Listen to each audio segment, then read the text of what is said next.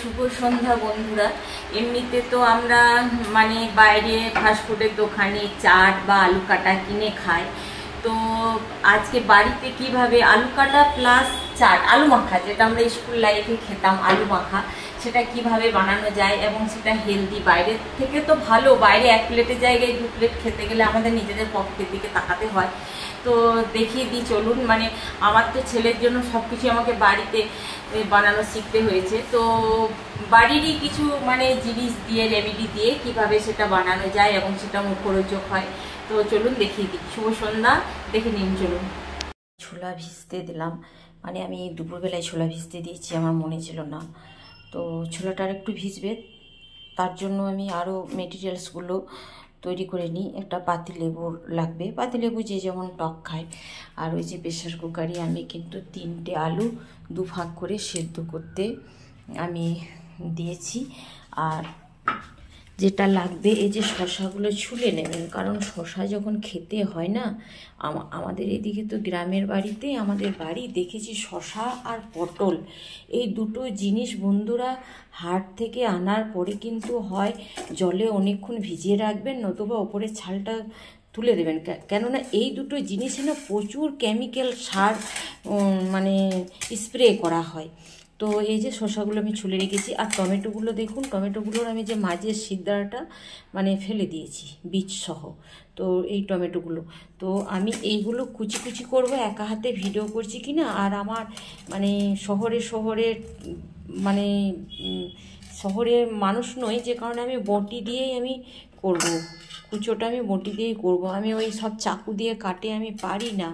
তো আমি পরের স্টেপটা আমি এগুলো সব কুচো করে দেখাচ্ছি তারপর। হ্যাঁ বন্ধুরা, আমি এই যে দেখুন, আমি এমন কুচো করেছি যে মেশিনও ফেল আমার হাত দিয়েই। ওই যে পেঁয়াজটা কুচো করেছি, টমেটো কুচো করেছি, শসা কুচো করেছি।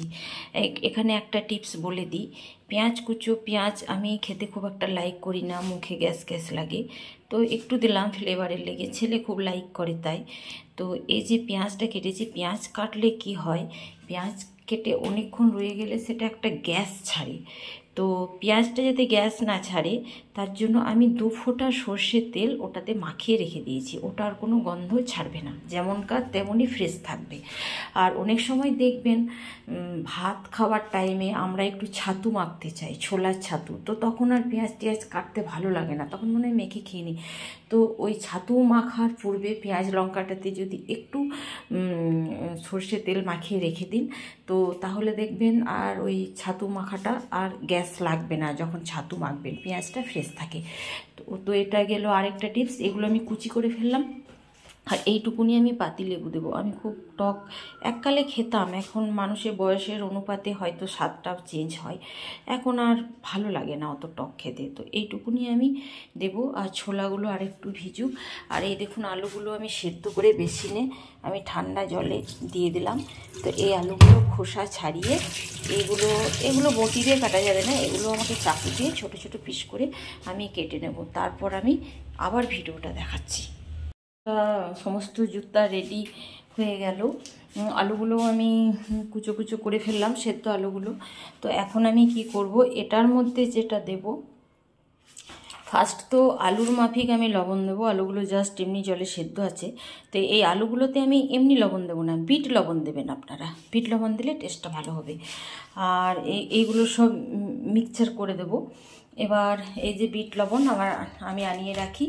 আর এই যে ভাজা মশলা গুঁড়োটা, এটা না কাঠখোলায় আমি যেদিন করব আরেকটা ভিডিও বানিয়ে দেবো, এটা আমি টকে দিই সেন হওয়ার জন্য। তো এটা ধনে, জিরে, মৌরি, শুকনো লঙ্কা কাঠখোলায় ভেজে আমি মিক্সিতে পেস্ট করেছি, কিন্তু এই পেস্টটা খুব মিহি হবে না, একটু দাঁড়দারা থাকবে। হ্যাঁ, তো এইগুলো আমি এখন মিক্স করব। আর অনেকে তো একসাথে খায় না, হয়তো কেউ বাইরে কাজ করছে, করছে। তো চানাচুরটা আপনারা কি করবেন, যে যখন খাবে তখন তাকে চানাচুরটা এগুলো সব মিক্স করে রাখবেন। আর যে যখন খাবে তখন তাকে সেই মতো লবণ, ঝাল মশলাটা দেবেন। কেননা লবণটাও মিক্স করে দিলে পেঁয়াজ থেকে আর শসা থেকে টমেটো থেকে জল ছেড়ে দেবে, একটা ঝোলা ঝোলা ভাব হয়ে যাবে, ভালো লাগবে না। তো যে যখন খাবে তখন তাকে মানে সব মিক্স করে একসাথে রাখুন, আলু এই সব মিক্স করে রাখুন, কিন্তু ওই ঝাল মশলাটা আর লবণটা যে যখন খাবে তখন তাকে সেই মাফিক মাখিয়ে দেবেন আর চানাচুর মাখিয়ে দেবেন। ওকে, তো এই ছিল চাট, একবার খেয়ে দেখবেন। পাতিলেবুর রসটাও দেবেন। আর এখনকার নিউ জেনারেশন, আমার তো এখন টক ভালো লাগছে না, এককালে খুবই টক খেয়েছি, তারা কি করে এটাতে একটু টমেটো সস, কেউ একটু চিলি সস বা লঙ্কা গুঁড়ো দিয়ে দিতে পারেন, যারা আর একটু স্পাইসি আর একটু টক ঝাল মিষ্টি খেতে পছন্দ করেন। তো দেখবেন দোকানে চাটের থেকে কোনো অংশেই কম হয় না। অ্যান্ড আরেকটা কথা, দোকানে এক প্লেটের বেশি 2 প্লেট চাট খেতে গেলে আমাদের পকেটের কথা মনে পড়ে যায়। তো এখানে আপনি নিজের খুশি মতন খেতে পারবেন, অ্যান্ড এটা হেলদি হবে। হ্যাঁ, তো একবার ট্রাই করে দেখবেন, খেতে কিন্তু খুব সুন্দর হয়। আর দোকানে চাটে পাপড়ি, সেও ভাজা বলছেন তো, দেখবেন এখন চানাচুরের মধ্যে পাপড়িও মিক্সচার থাকে, গেটিয়া থাকে, বাদাম থাকে, সেও থাকে, আপনি টোটালি পেয়ে যাবেন। আর চানাচুরের স্বাদটা সেও ভাজার থেকে আরেকটু ভালো হয়, দেখবেন একটু টক ঝাল মিষ্টি টাইপের হয়। তো চাটটা কোনো অংশেই খেতে খারাপ হয় না, আপনারা একবারও হলেও ট্রাই করে দেখবেন। মনে রাখবেন লবণটা বিট লবণ চাই, আর এই ঝাল গুঁড়োটা চাই যে ভাজা মশলাটা আমি বললাম, আর পাতিলেবুর রস চাই। হ্যাঁ, আর তারপর others tomato sauce, chilli sauce, লঙ্কা গুঁড়ো, এগুলো কেউ একটু টক ঝাল খেতে চাইলে দেবেন। তো ভালো থাকবেন সবাই, শুভ সন্ধ্যা। আমার চাটের ফাইনাল লুক। আর একটুখানি চা নিয়েছি, চাও বেশি লাইক করি না, আর আমি তেলের জিনিসও খুব একটা লাইক করি না, চানাচুর ওপরে জাস্ট একটু ছড়িয়ে নিয়েছি। তো এখন বাজতে চললো 6টা, ঘড়িতে দেখুন 6টা বাজে। তো আমার খিদে পেয়েছে মোটামুটি 4:30 পৌনে 5টা থেকে। কপাল এমনই, যখনই কোনো কিছু বানাতে যায় তখনই মনে হয় সবে তো মাত্র তিনটি মানুষ, তো একা করে খাবো, তো মানে তাড়াহুড়ো করব, সবারই জন্যই বানাই। তো এই সবারই জন্য বানাতে বানাতে মানে আমার খিদে পড়ে যায়। আমি যখন কেক খাই তখনকার আর খাওয়ার এনার্জিটা থাকে না, ওই মেখে চুখে মানে মনে হয় কেউ কাছে করে দেয়। তো উপায় নেই, এইভাবেই জীবন চলবে। তো চাটের এটাই ফাইনাল লুক। হাজব্যান্ড ছেলেকে দেবো, তখন যদি ভিডিওটা করতে পারি তো করব, নতুবা এটাই আমার, এখানেই ভিডিওটা শেষ করলাম। আমার হাজব্যান্ড তো চাট খেয়ে নিয়েছি, এটা ছেলের জন্য রেডি হচ্ছে, তো ও খাবে এবার। তো এটাই ফাইনাল লুক, একবার তৈরি করে দেখবেন। এবার কেউ তেঁতুল গুলা, জল টল অনেক কিছু দেওয়া যায় চাটে, তো বাড়িতে করে খেলে সেটা হেলদি হয়।